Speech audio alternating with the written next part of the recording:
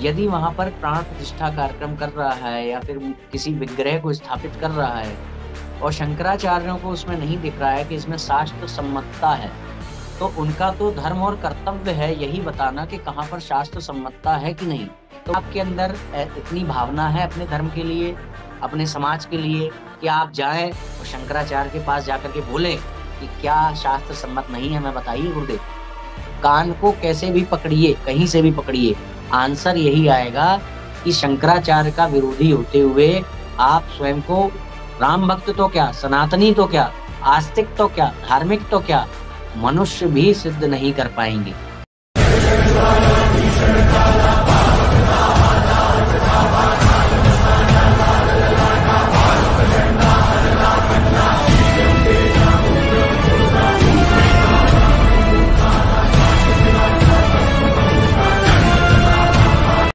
तो जय श्री राम दोस्तों। तो आज हमारे साथ है शिवांश जी। आपने इनको पहले भी देखा होगा हमारे साथ में, ये हमारा सेकंड पॉडकास्ट है इनके साथ में। तो सबसे पहले तो शिवांश जी, आपका और आपका समय देने के लिए बहुत बहुत शुक्रिया।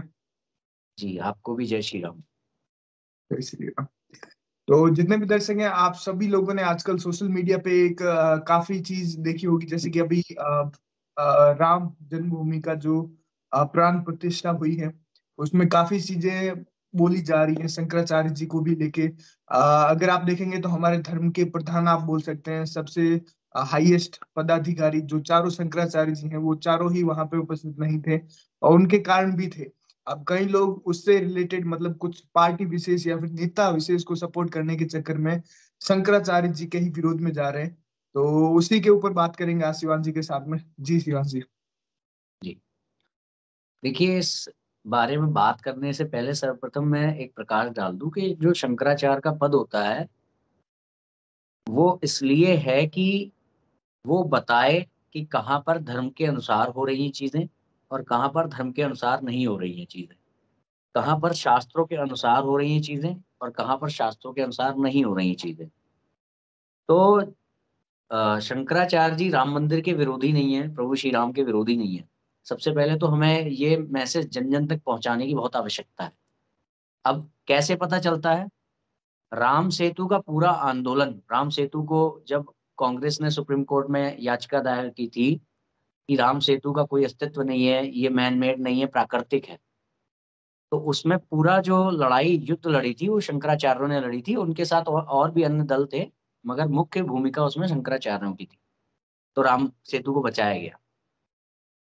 गौ रक्षा आंदोलन भी जो हमारे पुरी के शंकराचार्य जी हैं, पूज्य गुरुदेव, उसमें गौ रक्षा आंदोलन में, तो उसमें अन्य आंदोलनों में भी के निमित्त भी कई सारी लड़ाइयाँ गई हैं और पुरी के शंकराचार्य जी 72 दिन तक जेल में भी रह चुके हैं इन आंदोलनों के अंतर्गत। अच्छा, दूसरी बात, अब बात करते हैं राम मंदिर की। तो राम मंदिर की जो लड़ाई है वो भी अगर देखा जाए तो मुख्य रूप से शंकराचार्यों ने ही लड़ी है। क्यों लड़ी है? सबसे पहली बात करते हैं कि 1949 22 दिसंबर में वहां पर जो रामलला की मूर्ति प्रकट हुई थी, वो जो अभियान था कि वो मूर्ति प्रकट हुई, वो कैसे हुई थी प्रकट? जो स्वामी श्री कृपात्री जी महाराज हैं, पूज्य पुरी पीठाधीश्वर के जो गुरु हैं, जो अब ब्रह्मलीन हो चुके हैं, उनके सानिध्य में एक अपने क्षत्रिय राजा थे, वो और कुछ और आमजन, कुछ और हिंदुत्ववादी लोग, इन लोगों ने मिलकर के बाबरी मस्जिद पर चढ़ाई की थी और वहां पर पूरा नक्शा वगैरह तैयार करके इन्होंने उस अभियान को रूप दिया था और उसके अंतर्गत वहां पर उस दिन रामलला की मूर्ति प्रकट हुई थी।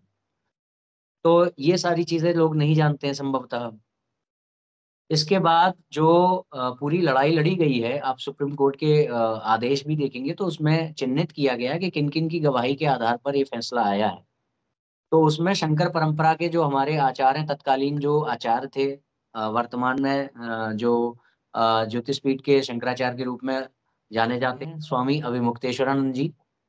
तो उनके वहां पर कोट है कि जो शंकराचार्य जी के शिष्य हैं, तत्कालीन शंकराचार्य यानी कि स्वामी स्वरूपानंद सरस्वती जी के जो शिष्य थे उस समय ये, तो इन्होंने वहां पर गवाही दी, रेफरेंसेस दिए स्कंद पुराण से, और जिसके आधार पर ये माना गया कि भाई ये राम जन्मभूमि है, यहाँ पर प्रभु श्री राम का अयोध्या में जन्म हुआ है, और जिसके आधार पर ये निर्णय आए।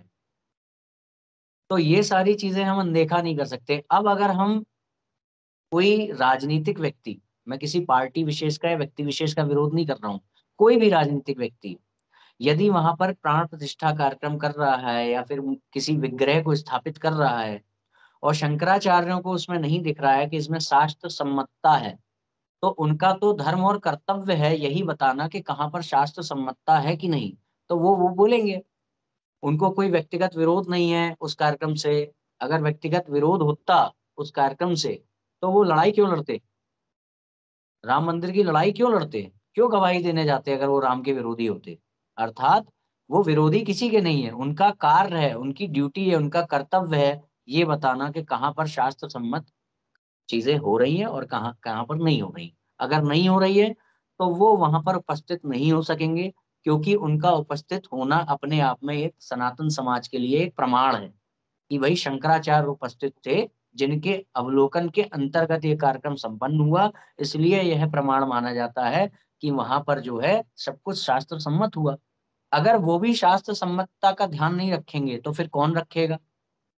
अब दूसरी बात, एक बात ये आ जाती है कि कुछ लोग कभी कभी ये कहते हैं कि अगर वो शास्त्र सम्मत नहीं है तो क्या आप उस मंदिर में दर्शन करने जाएंगे, उस मंदिर जाएंगे कि नहीं। भाई राम के प्रेमी हम भी हैं, और जो भी कोई भी चीज, जो भी कोई वस्तु विशेष स्थिति हमारे देश को, हमारे राष्ट्र को, हमारे हिंदू समाज को एक कर रही है, उसके प्रति हम आस्थावान क्यों नहीं रहेंगे। हम उस मंदिर जाएंगे, वहां पे जो रामलला की मूर्ति जो 1949 में प्रकट हुई थी उसके दर्शन कर लेंगे, उसको राम रूप में देख लेंगे। और जो प्रतिमा राम की वहां पर लगी हुई है उसको एक अलंकार के रूप में देखेंगे मंदिर में। हाँ, मगर जो विधि विधान से, जो भागवत पुराण के वचनों के द्वारा, जो शास्त्रीय वचनों के द्वारा जो मूर्ति स्थापित होनी चाहिए, उस पे जब तक जो सनातन धर्म के सार्वभौम जगत गुरु शंकराचार्य हैं उनका ठप्पा नहीं लगता है, सत्यापन नहीं होता है उनके द्वारा, तब तक वह एक मूर्ति मात्र रहेगी जो कि अलंकार रूप में वहां राम मंदिर में विराजमान है। और उसके प्रति भी हमारा आदर भाव रहेगा। हम ऐसा कई बार करते हैं कि हमारे घर के मंदिरों में हम पूजा किसी विशेष मूर्ति की करते हैं, परंतु इधर उधर भी बहुत सारे विग्रह हमारे घर में रखे होते हैं अलंकार के रूप में, तो उस रूप में हम उसे देखेंगे। तो हमारा कोई ऐसा हमारी कोई ऐसी बैर भावना नहीं है मंदिर के प्रति या प्रभु श्री राम के प्रति।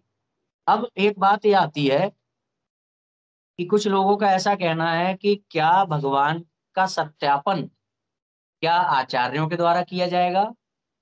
तो ऐसे में, या फिर जब लोग ये कह देते हैं कि आप राम मंदिर जाएंगे कि नहीं, मैं उसी वचन को दोबारा कह देख लेता हूँ, आप राम मंदिर के दर्शन करेंगे कि नहीं। तो अब सबसे पहली बात ये आ जाती है कि आपके दृष्टिकोण में, आपकी जानकारी में राम कौन है, राम मंदिर क्या है।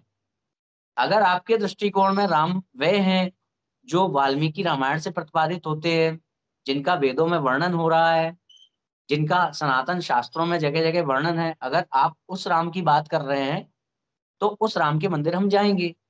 परंतु वो जो राम का मंदिर है, वो राम का मंदिर वैसा शास्त्रों के आधार पर ही होना चाहिए ना। अब यहाँ एक प्रॉब्लम आ जाएगी, क्या राम से बड़े शास्त्र हैं, क्या राम से बड़े आचार्य हैं, क्या राम से बड़ा धर्म है, इस तरह की चीजें आ सकती हैं। तो हमें ये समझना होगा कि जो धर्म है, जो आचार गण है, जो शास्त्र हैं, ये साधन है, और जो राम है वो साध्य है। उनको हमें साधना है, किस माध्यम से, इन साधनों के माध्यम से। जैसे कोई हमारा लक्ष्य है और कोई उसका मार्ग है, तो ये सारी चीजें मार्ग हैं। गुरु ग्रंथ ये मार्ग हैं और गोविंद उसका लक्ष्य। तो हम इसमें भेदभाव नहीं कर सकते कि भाई ये छोटा है ये बड़ा है, या ये बड़ा है ये छोटा है।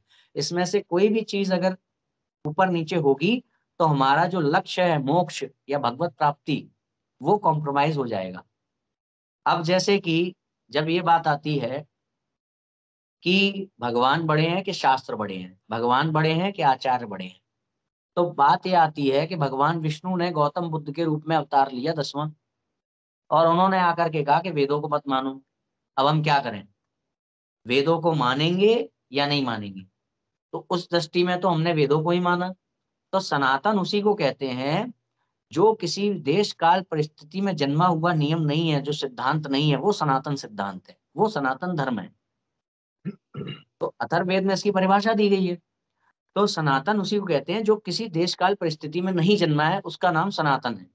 यदि भगवान स्वयं भी आकर के उन सनातन सिद्धांतों का विरोध कर देंगे तो हम भगवान के उस रूप को नहीं मानेंगे, क्योंकि भगवान तो हर जगह है, हम और आप भी भगवान के ही रूप हैं, भगवान हमारे अंदर भी है, मगर हम भगवान के उसी रूप को मानते हैं, उसी रूप की पूजा करते हैं जो मोक्ष का प्रतिपादन कराए, जो वेदों का प्रतिपादन कराए। प्रभु श्री राम वेदों के मर्मज्ञ थे, वेदों के द्वारा स्थापित की गई जो मर्यादा है उनका सबसे ज्यादा पालन करने वाला कोई व्यक्तित्व हुआ है संसार में, तो वो प्रभु श्री राम है।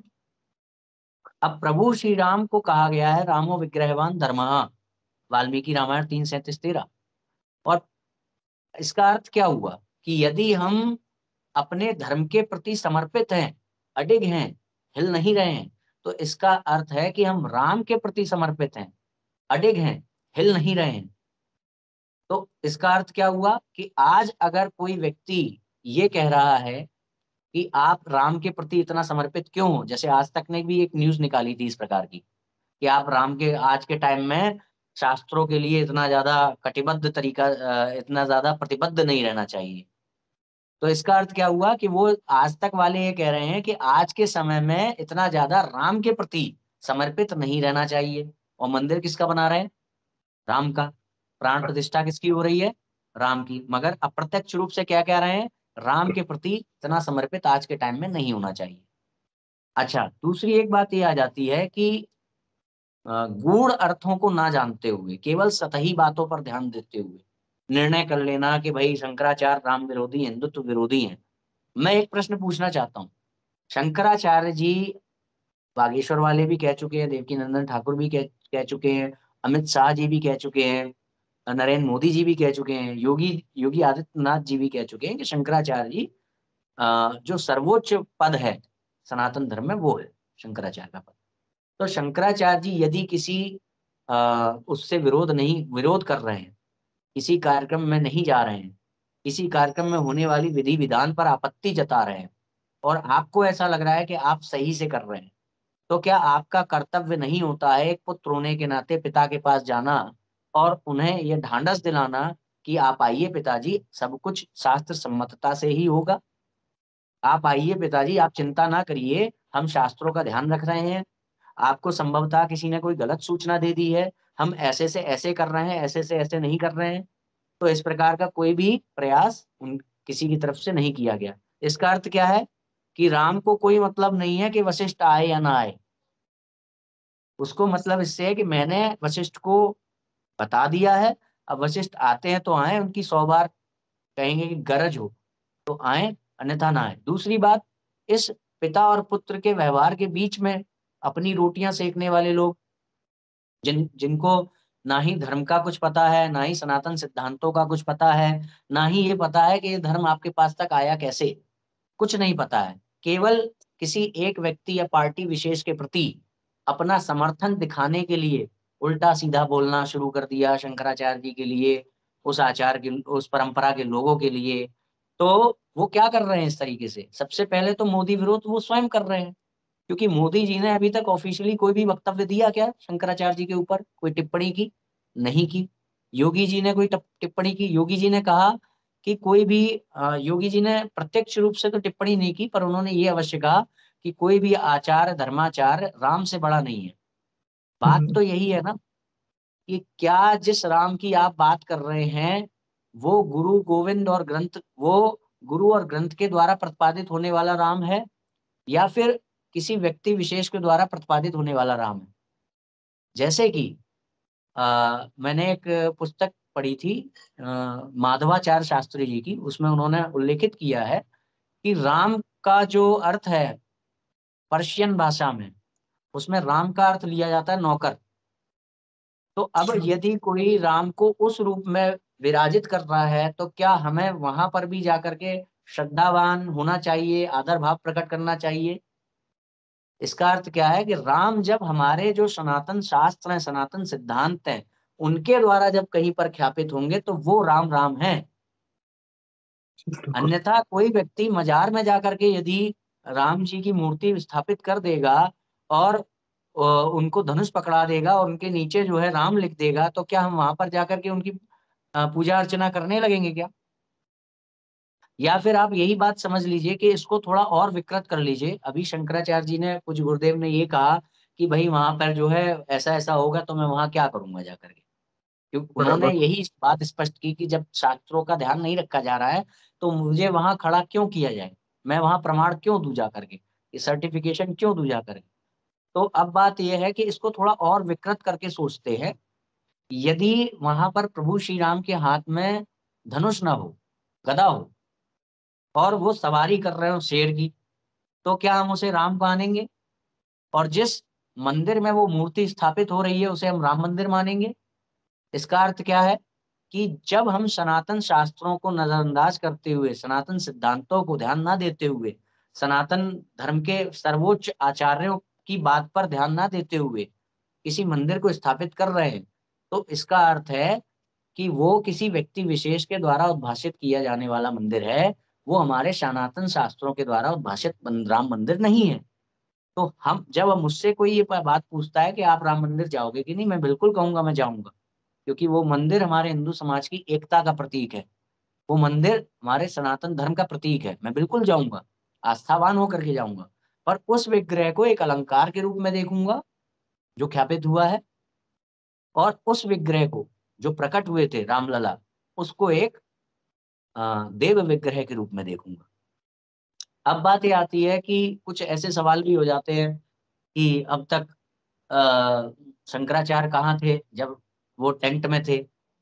तो ये तो एक कुतर्क है, ये एक कुतर्क है कि जैसे कोई, मान लीजिए राम जी, सीता माता का अपहरण हुआ और राम जी सीता माता को खोज रहे हैं, और सीता माता को खोजते समय बीच में जब तक उन्होंने सीता माता को विजयी नहीं हुए हैं युद्ध में, बीच में कोई पूछे कि अब तक आप कहाँ थे, तो उस हिसाब से तो राम पर भी दोष उठ जाएगा। तो आज ये जो एक प्रचार तंत्र के द्वारा फैलाई गई मिथ्याएं हैं कि व्यक्ति अपने ही धर्माचार्यों के विरुद्ध हो गया है, तो इसका अर्थ ये है कि आज अगर राम भी आ जाए, क्योंकि राम का तो अर्थ ही है रामो विग्रहवान धर्मः, राम का अर्थ है शास्त्रों की मर्यादा का पूर्णतया पालन करने वाला, राम का अर्थ है। तो राम आएंगे, तो जब ऐसा वो देखेंगे कि ये नहीं हो रहा है, तो उनसे भी लोग कह देंगे अब तक तुम कहाँ थे। अगर राम स्वयं भी आकर के कह देंगे कि भाई ऐसे नहीं होना चाहिए, हमारे सनातन शास्त्रों के अनुसार नहीं हो रहा है, तो आज की जो जो ये आज का जो व्यवहार है समाज का, वो कुछ इस तरह का है कि वो राम को भी क्रिटिसाइज करने लगेंगे मीडिया तंत्र के प्रभाव में आकर के, कि भाई जी। अब तक तुम कहाँ थे जब आपकी मूर्ति टेंट में थी, कहाँ थे अब तक आप। अच्छा, दूसरी बात, एक मैं बात ये भी कहूंगा इस पर कि अगर मैं एक बार बालाजी के दर्शन करने के लिए पंक्ति में लगा हुआ था, कुछ हम्म। देर के लिए मैं वहां पर लघु शंका के लिए गया पंक्ति को छोड़ करके, और जब वापस आया अपनी जगह पर लगने लगा तो वो लाइन थोड़ा आगे बढ़ गई थी। तो कुछ पीछे की मात्र शक्तियां थी, वृद्ध थी, मुझसे बड़ी थी आयु में। तो मैं अपनी जगह पर आकर के उनसे आगे अपने मित्रगणों के साथ में वहां साथियों के साथ जब वहां लगने लगा, तो वो आपत्ति जताने लगी क्योंकि उन्होंने मुझे पंक्ति में खड़ा हुआ नहीं देखा था। वो कहने लगी कि आप पीछे से आगे क्यों आ रहे हैं। मैंने कहा माता जी ये मेरे मित्रगण हैं, मैं यहीं लगा था इनके साथ। नहीं, आपके मित्रगण लगे होंगे, आप नहीं लगे थे। मैंने कहा नहीं माता जी मैं यहीं लगा था, आपने देखा नहीं। नहीं, हमने नहीं देखा तो हम कैसे विश्वास कर लें। तो मैंने कहा कि क्या आपने जापान देखा है? तो बोली कि नहीं देखा। तो इसका मतलब जापान नहीं है इस दुनिया में। तो शंकराचार्यों ने आंदोलन कितने किए हैं, सनातन धर्म के लिए क्या क्या किया है, ये मीडिया तंत्र ने यदि आप तक नहीं पहुंचाया है, तो क्या इसमें शंकराचार्य का क्या दोष है? आप कभी निकले शंकराचार्य के बारे में जानने के लिए? आपने जानने की कोशिश की कि जो वर्तमान के पुरी शंकराचार्य हैं उनसे पहले पुरी पीठाधीश्वर जो थे, उन्होंने, अंग्रेजों ने एक उनसे आदेश, एक तरीके से कह लीजिए, उनसे कहा था कि वायसराय आ रहे हैं, आप जो है ऐसी घोषणा कर दीजिए अपनी पीठ से कि उनको विष्णु का रूप की तरह उनका स्वागत किया जाए। उनका स्वागत, विष्णु के अवतार का स्वागत जिस तरह से हमारे शास्त्रों में दिया गया है, उस तरह से उनके साथ व्यवहार आचरण किया जाए। उन्होंने स्पष्ट मना कर दिया कि हम ऐसा नहीं करेंगे, आप आक्रमणकारी हो, आपने कब्जा कर रखा है हमारे देश पर, और हम आपको विष्णु का रूप घोषित कर दें। हम्म। इसके लिए उनको जेल हुई थी। वो है शंकराचार्य। उन्होंने भारतीय जो वैदिक गणित है उस पर एक बहुत बड़ा सा ग्रंथ लिखा है, उसी ग्रंथ को और अच्छे से व्याख्या की है जो हमारे वर्तमान के पुरी शंकराचार्य जी हैं, उन्होंने उसी ग्रंथ पर उन्होंने व्याख्या की है। और बाहर के जो व्याख्याता है, कोरिया के विद्वान हैं, नासा के विद्वान हैं, विश्व बैंक संगठन के विद्वान हैं, यहाँ तक कि इसरो के वैज्ञानिक जो हैं, वो भी आकर के उनसे मार्गदर्शन लेते हैं, मगर ये सब चीजें मीडिया के द्वारा हाईलाइट नहीं की जाती है। तो इसमें शंकराचार्यों का दोष है। अब तक कहाँ थे?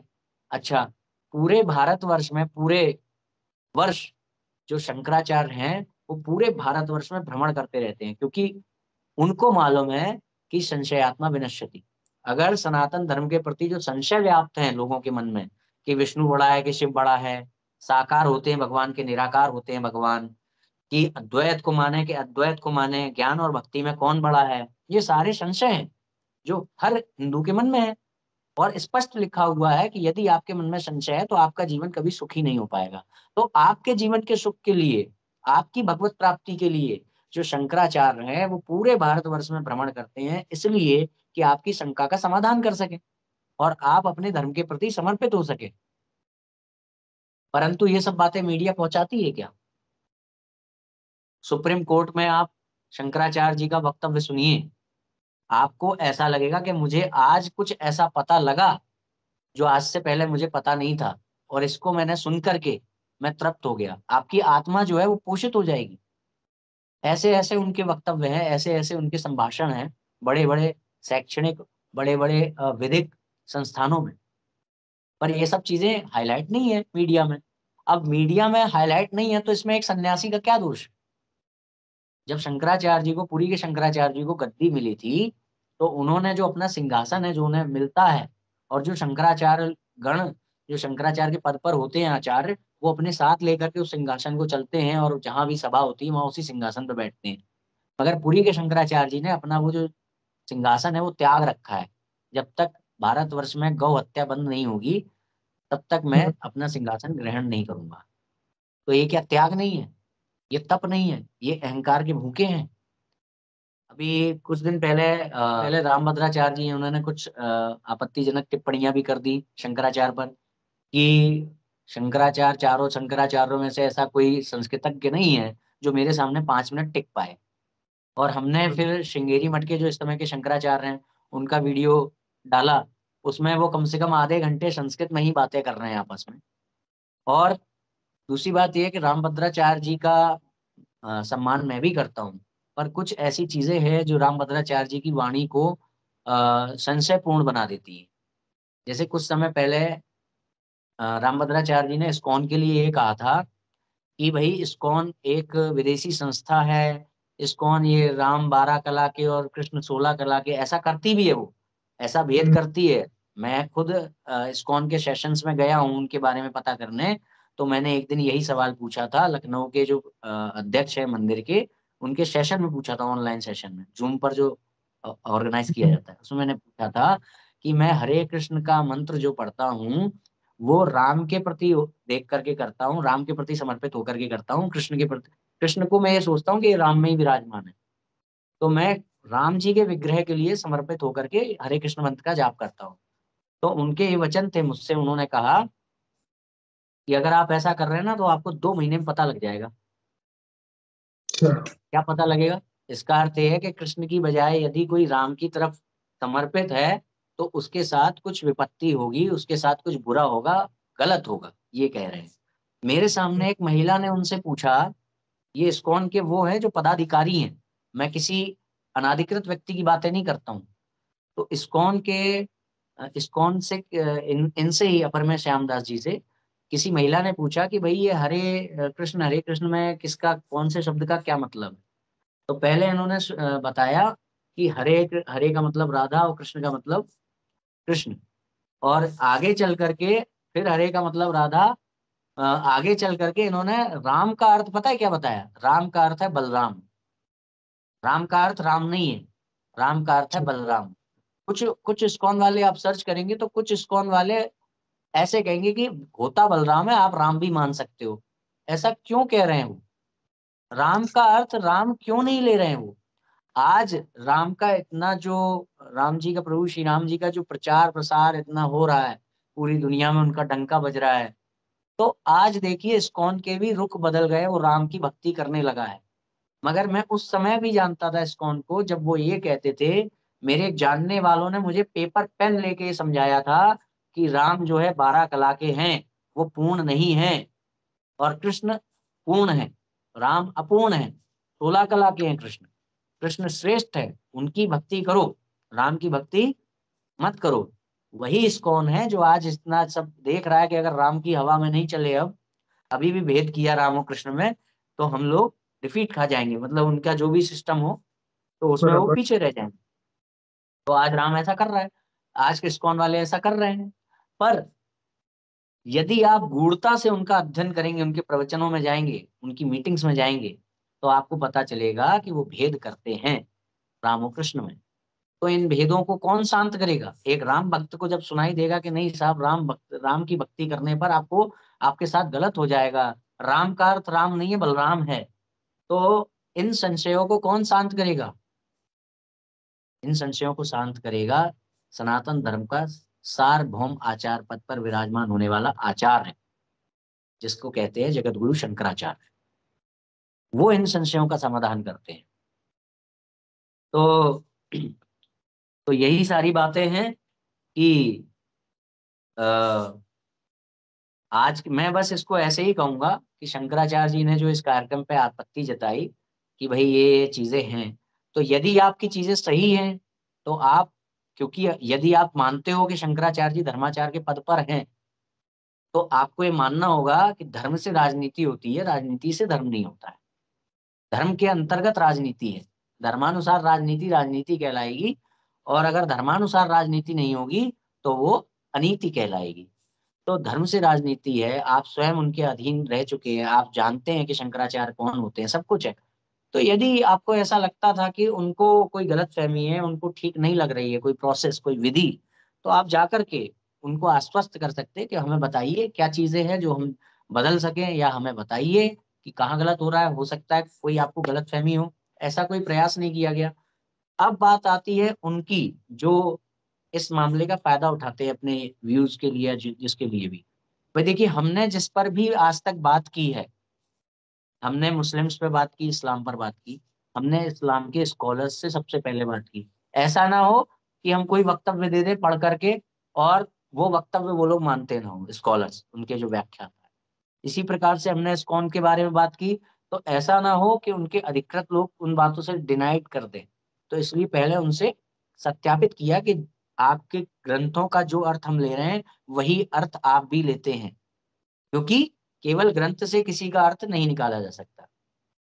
इसी प्रकार से हमने आर्य समाज वालों पर जो बात की, आर्य समाज पर जो बात की, हमने पहले उनके मंदिर जा करके उनके किसी अधिकृत व्यक्ति से बात किया कि जो अर्थ हम ले रहे हैं, हम ये जानते हैं कि आर्य समाज भगवान को निराकार मानता है, आर्य समाज मानता है कि भगवान अवतार नहीं ले सकते। तो हमने जब उन पर बात की, तो सबसे पहले उनके अधिकृत व्यक्ति से इसको सत्यापित किया कि हम जो समझ रहे हैं आपकी शिक्षा वही है कि नहीं। तो इसी प्रकार से आप भी जा सकते हैं शंकराचार्य के पास, अगर आपको ऐसा लग रहा है कि शंकराचार्य कुछ ऐसी बात बोल रहे हैं जो कि आपको आपत्तिजनक लग रही है, जिस पर कि आप सहमति नहीं जता पा रहे हैं। अच्छा, दुनिया के तमाम सारे चैनल वाले जा सकते हैं, बहुत सारे चैनल वाले गए, मगर जो प्रश्न उठा रहे हैं, आक्षेप कर रहे हैं, वो नहीं गए। अजीत भारती, तुफैल चतुर्वेदी, और एक कोई और है, बहुत सारे हैं, एक प्रारब्ध नाम का चैनल है, उस पर भी उन्होंने आपत्ति जताई। तो ये क्या है? ये इसको कहते हैं कार्डबोर्ड टारगेट। एक तरफ हम्म। से हम ऐसी चीज पर प्रहार कर रहे हैं जहां से वापस में कोई भी रिप्लाई आने की वो नहीं है स्थिति, तो हम बहुत आराम से कर सकते हैं। मगर क्या आपके अंदर इतनी भावना है अपने धर्म के लिए, अपने समाज के लिए, कि आप जाएं और शंकराचार्य के पास जाकर के बोले कि क्या शास्त्र सम्मत नहीं है, हमें बताइए गुरुदेव? वो आपको बताएंगे। मगर आपने ऐसा कोई प्रयास नहीं किया, आपने केवल इस मामले का फायदा उठाने का प्रयास किया, लाभ उठाने का प्रयास किया। आप नहीं गए शंकराचार्य के पास। हाँ, या तो ये हो सकता है कि आप स्वयं को शंकराचार्य से भी ऊपर मानते हो, आप स्वयं को राम से भी ऊपर मानते हो, सारे फैसले स्वयं लेते हो। तो ये मैं बीजेपी के लिए, बीजेपी के नेताओं के लिए नहीं कह रहा हूँ, ये मैं उनके लिए कह रहा हूँ जिन्होंने इस स्थिति का फायदा उठाया और मोदी जी का भी विरोध करते हुए, योगी जी का भी विरोध करते हुए शंकराचार्य पर टिप्पणियां देना शुरू कर दिया। आप तब तक मोदी के समर्थक नहीं माने जाएंगे जब तक मोदी स्वयं शंकराचार्य को डिसोन ना कर दे। मोदी जी स्वयं आकर के ये ना कह दे कि मैं शंकराचार्य को अनाधिकृत मानता हूँ, अप्रामाणिक मानता हूँ। तब तक यदि आप शंकराचार्य जी की चीजों पर टिप्पणी कर रहे हैं, आक्षेप कर रहे हैं शंकराचार्य पर, तो आप मोदी जी के सपोर्टर नहीं माने जाएंगे, समर्थक नहीं माने जाएंगे, क्योंकि मोदी जी उनके पैर छूते हैं। एक पिता पुत्र के जैसा व्यवहार है। मोदी जी के स्वयं के जो आध्यात्मिक गुरु हैं, वो स्वयं शंकराचार्य जी के साथ उनकी वार्ता होती है, वीडियोज है गोवर्धन मठ मठ के चैनल पर, है ना। तो ये कुल मिलाकर के स्थिति का फायदा उठाने वाले लोग हैं। और मैं तो अभी अपने अगले जो वीडियो बनाने वाला हूँ उसमें एक लिस्ट जारी करूंगा। ये सारे लोग जो अनाधिकृत हैं, जिन टीका तक नहीं लगाते हैं, ऐसे लोग जो कि शंकराचार्य पर टिप्पणी करने की चेष्टा कर रहे हैं, उनको खुला निमंत्रण, आप आइए और स्वयं को शंकराचार्य का विरोधी होते हुए राम का पक्षधर सिद्ध कर दीजिए। नहीं कर सकते आप। कोई भी व्यक्ति स्वयं को राम का पक्षधर सिद्ध ही नहीं कर सकता है। सबसे पहली बात तो अगर बिल्कुल व्यवहारिक धरातल पे देखें, तो शंकर परंपरा के आचार्यों द्वारा उपलब्ध कराए गए जो साक्ष्य हैं, उनके आधार पर उस जो सर्वोच्च न्यायालय का आदेश है उसमें मेंशन है कि किसके किसके आधार पर, किस किस साक्ष्यों के आधार पर ये सिद्ध हुआ कि वो राम जन्मभूमि है। तो शंकराचार्य के द्वारा उपलब्ध कराए गए जो साक्ष्य हैं, उनके आधार पर राम मंदिर बन रहा है, उनके आधार पर राम जन्मभूमि में कार्यक्रम हो रहा है। तो अगर आप शंकराचार्य को डिसोन कर रहे हैं, उनके दिए हुए शास्त्रों के प्रमाणों को डिसोन कर रहे हैं, तो इसका अर्थ क्या हुआ? इसका अर्थ ये हुआ कि आप राम मंदिर को डिसोन कर रहे हैं। आप ये नहीं मानते कि वो फैसला आया है और राम मंदिर वहां बनना चाहिए, आप उसे डिसोन कर रहे हैं। अगर इसको और थोड़ा सा अपने गूढ़ता में चले जाए, तो सीधे सीधे एक प्रश्न कि वर्षों पहले जो वैदिक परंपरा है, वेद उत्पन्न होते हैं प्राचीन काल में, वहां से लेकर के वेद आप तक आते कैसे हैं, जिसके आधार पर, जिसे मानने के कारण आप ये कहते हैं कि मैं एक सनातनी हूँ। अगर आप वेद को नहीं मानते हैं, भले ही वो आर्य समाज हो, इस्कॉन हो, कोई भी हो, अगर वो वेद को नहीं मानता है तो वो स्वयं को सनातनी नहीं कह पाएगा। तो वेद आप तक आते कैसे हैं? वेद आप तक आते हैं गुरु परंपरा से। और जो प्राचीनतम गुरु परंपरा है वो है शंकर परंपरा।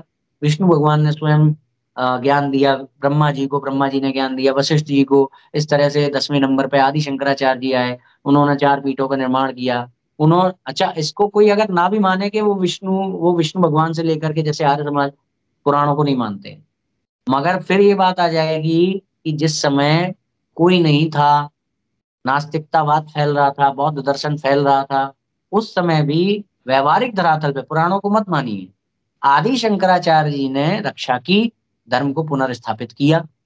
लुप्त हो चला था धर्म।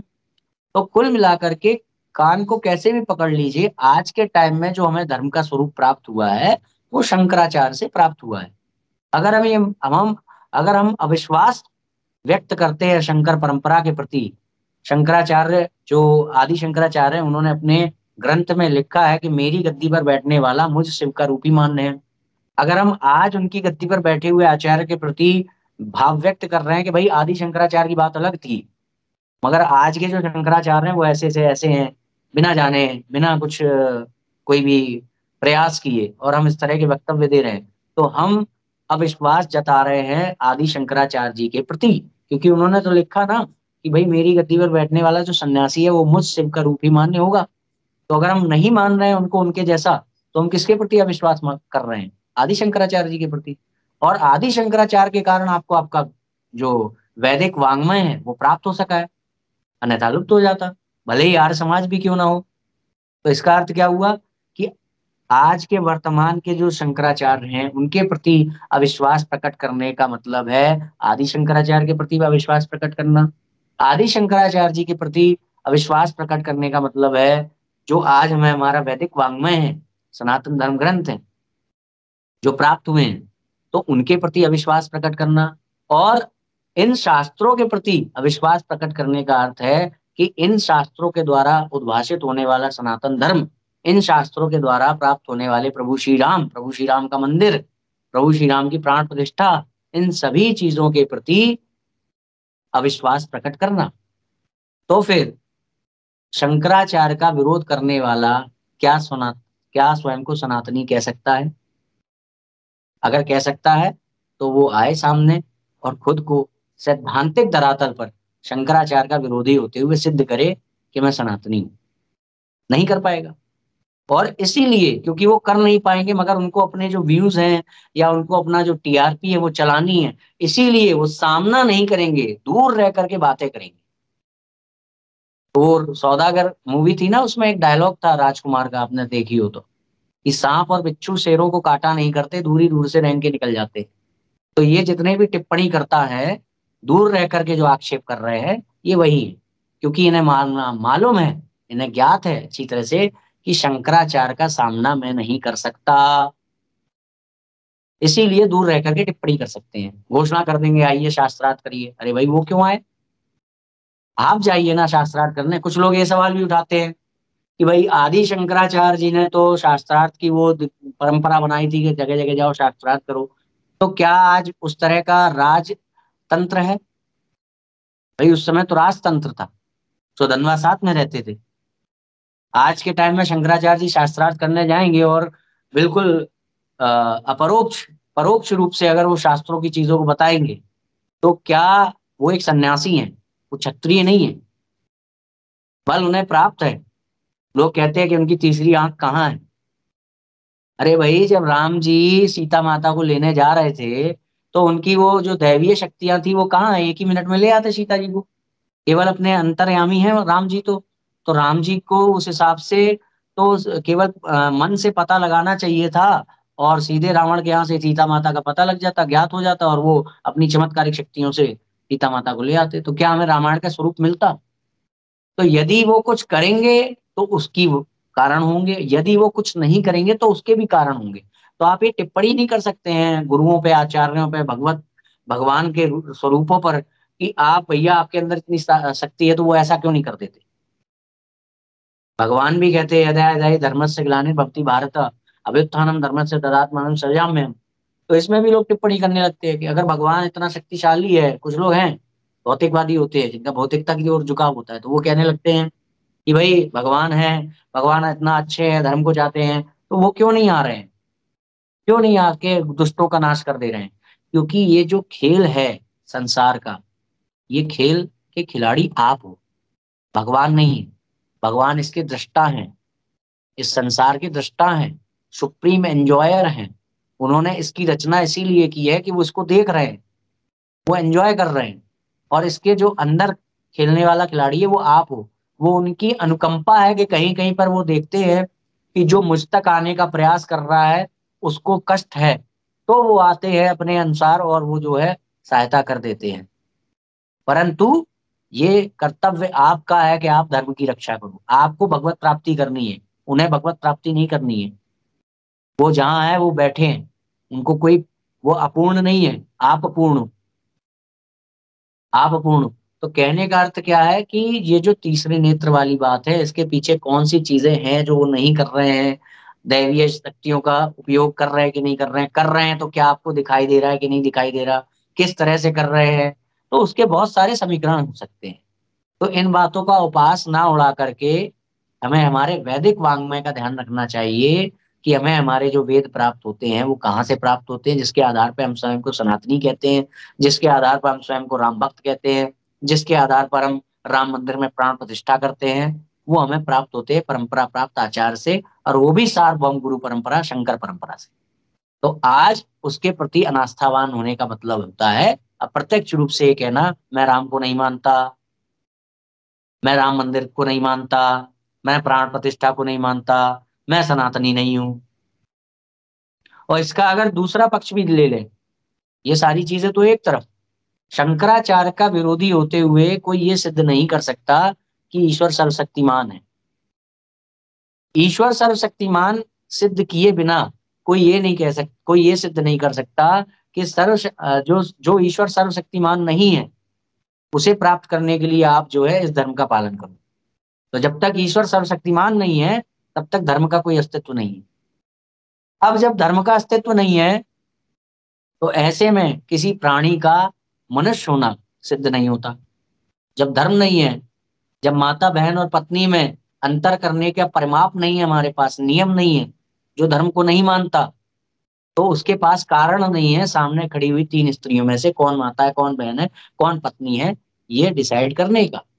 तो इसका अर्थ क्या हुआ? कान को कैसे भी पकड़िए, कहीं से भी पकड़िए, आंसर यही आएगा कि शंकराचार्य का विरोधी होते हुए आप स्वयं को राम भक्त तो क्या, सनातनी तो क्या, आस्तिक तो क्या, धार्मिक तो क्या, मनुष्य भी सिद्ध नहीं कर पाएंगे।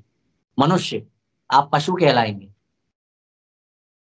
तो जितने भी है ना, जो इन स्थिति का फायदा उठा रहे हैं, एक पिता और पुत्र के बीच में जो आ, एक दूरी दिखाई दे रही है, प्रकट हो रही है, उस स्थिति का जो फायदा उठा रहे हैं, ये जितने भी हैं, ये जितने भी हैं ऐसे ही हैं। क्या इनके पास टिकट के पैसे नहीं है? एक सन्यासी के पास तक पहुंचने के लिए क्या इनके पास ट्रेन में जाने का पैसा नहीं है? और नहीं है तो भाई मैं अपना नंबर दे रहा हूँ, 740 और 730, 740 830, हाँ, 740 और 830 1869, वो मुझसे संपर्क करे, मैं आपका एसी में रिजर्वेशन करवा दूंगा, और शंकराचार्य जहां हो वहां जाकर के उनसे आपका पूरा व्यवस्था करवा दूंगा। जो आक्षेप लगाने वाले लोग हैं, जिन्होंने अपने चैनल से आक्षेप लगाए हैं, विवादित टिप्पणियां की हैं, और वो वहां जाएं, शंकराचार्य से पूछे जाकर के कि भाई आप यहाँ क्यों नहीं आ रहे, और कहाँ पर आपको ऐसा लग रहा है कि शास्त्र सम्मतता नहीं है। अगर आपके पास पैसे नहीं है तो इतना भी हम कर देंगे, आपके आने जाने का, रुकने का, जितने दिन आप अपने घर पर नहीं है उतने दिन जो आप वहां पर आर्थिक अभाव आएगा उसकी व्यवस्था भी कर देंगे। जाइए आप पूछिए।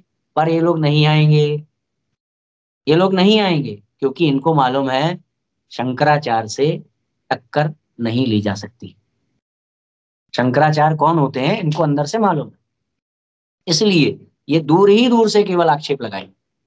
तो ये सारी चीजें थी राम मंदिर को लेकर के। तो जितने भी दर्शक हैं, मेरे ख्याल से आपको सारी चीजें क्लियर हुई होंगी। शिवांश जी ने बहुत अच्छे से हर चीज को एक्सप्लेन किया है। और जितने भी लोग दूर से बैठ के ही बोलते हैं कि शंकराचार्य जी ने क्या किया है क्या नहीं किया है, खुद से रिसर्च कीजिए, खुद से पता लगाइए, तब आपको पता चलेगा कि उनकी कितनी महानता है, उतना कितना कर्म है उनका, जो हमारा सनातन धर्म आज जिस रूप में है उस तक पहुंचाया है जो उन्होंने। और जो लोग भी शंकराचार्य जी का विरोध करते हैं, आप सोच लीजिए, अगर आप उनका विरोध करें तो आप सनातन धर्म का विरोध कर रहे हैं।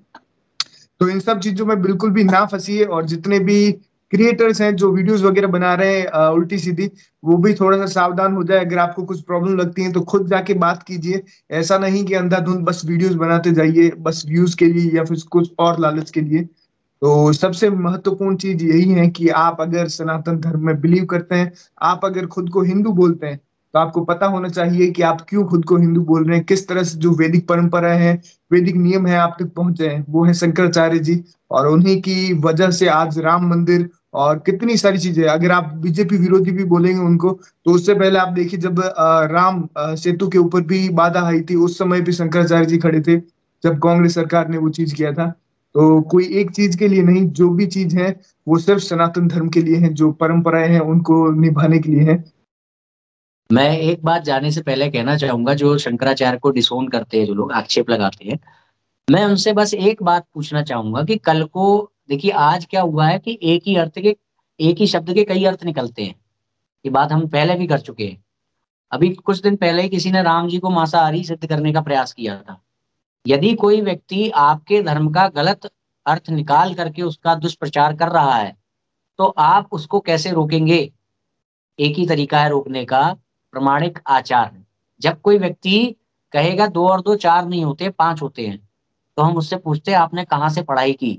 जब स्वामी प्रसाद मौर्य कहते हैं कि ढोल गवार शूद्र पशु नारी का अर्थ है कि शूद्र को मारो, स्त्री को मारो, तो हम उससे पूछते हैं कि आपके आचार्य कौन है, कहाँ से आपने पढ़ाई की?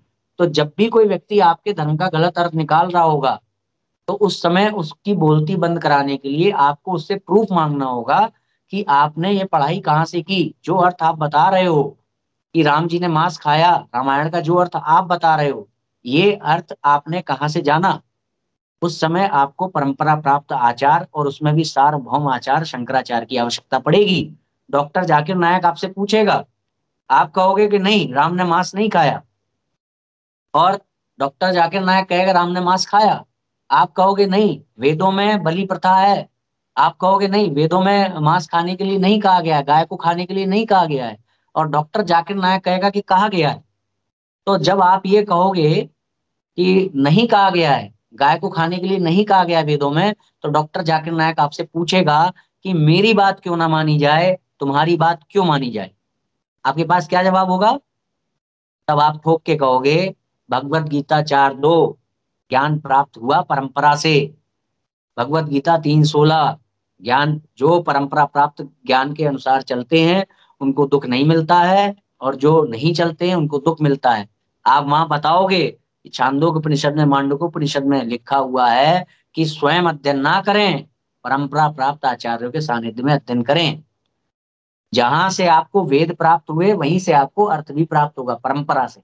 तो आप जाकिर नायक को जवाब दे पाएंगे, वरना जाकिर नायक को आप जवाब नहीं दे पाएंगे, ये कह के वहां से हट लेंगे, भैया जिसको जो मानना है मानो। यही कहते कहते तो आज धर्म का स्वरूप बिगड़ा है, जिसको जो मानना है वो मानो। तो आपको परंपरा प्राप्त आचार, उसमें भी सार्वभौम आचार शंकराचार्य की आवश्यकता होगी। जब जब धर्म पर संकट आएगा, वो भले ही डार्विन के रूप में आए, मैकॉले के रूप में आए, मैक्स मूलर के रूप में आए, या जाकिर नायक के रूप में आए, किसी भी रूप में आए, जब भी धर्म की रक्षा करनी होगी, धर्म के आदर्शों की, मूल सिद्धांतों की रक्षा करनी होगी, तो आपके पास एक ही ब्रह्मास्त्र आपको मिला है, आपको आवश्यकता पड़ेगी शंकराचार्य की। जय श्री राम। जय श्री राम। तो जितने भी दर्शक हैं, मेरे ख्याल से आपके सारे डाउट क्लियर हुए होंगे, और जो लोग भी ये अफवाहें या फिर भ्रम पाल के बैठे हैं दिमाग में, उन तक भी वीडियो जरूर से पहुंचाइए ताकि उनको भी सारी चीजें क्लियर हो। और बहुत बहुत शुक्रिया शिवान जी, एक बार फिर से आपका समय देने के लिए और सारी चीजें क्लियर करने के लिए।